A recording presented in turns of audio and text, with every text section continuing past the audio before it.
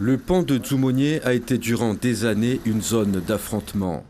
Un passage de terreur, de violence urbaine entre bandes rivales et les forces de sécurité publique venues maintenir l'ordre. Aujourd'hui, la violence change de lieu. Dzoumogné retrouve la sérénité. La sensibilisation contre la violence et les prières ont fonctionné. Le comité de Dzoumogné a mis de l'ordre dans les transports scolaires, l'une des anciennes sources de violence de la ville. Nous ne laisserons aucun jeune venir mettre du désordre ici parce qu'il n'a pas eu son bus. On réglera l'affaire. Un bus qui part à 4 heures du matin, qui va à Mamoudzou, la personne doit se lever pour le prendre. Les personnes qui doivent prendre les bus qui vont à Kani ou ailleurs doivent se lever à l'heure pour le prendre. On ne laissera personne venir provoquer nos gendarmes et policiers, ceux qui nous protègent. Aujourd'hui, la paix se ressent même chez les chauffeurs de bus. Nous, les chauffeurs, on a peur de travailler parce qu'on se lève le matin pour aller au boulot. On se pose la question, est-ce qu'aujourd'hui on est vivant ou mort pendant tout le trajet? Ouais. Et ici, dans le nord, ça va? Ici, dans le nord, ça va.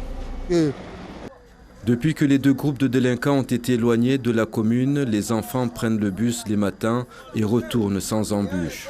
Cependant, selon Amada Mohamed, travailleur social, il manquerait des éducateurs dans les quartiers pour occuper les jeunes.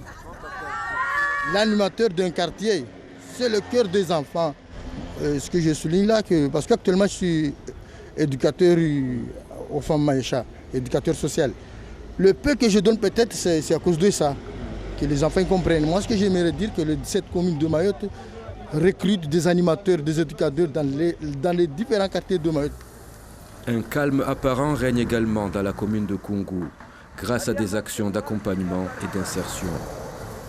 Plusieurs jeunes ont été recrutés en tant que médiateurs sociaux sur les différents points de ramassage des écoles, des élèves pour les écoles, que ce soit le matin, à midi et dans l'après-midi, et même un peu plus tard vers 19h.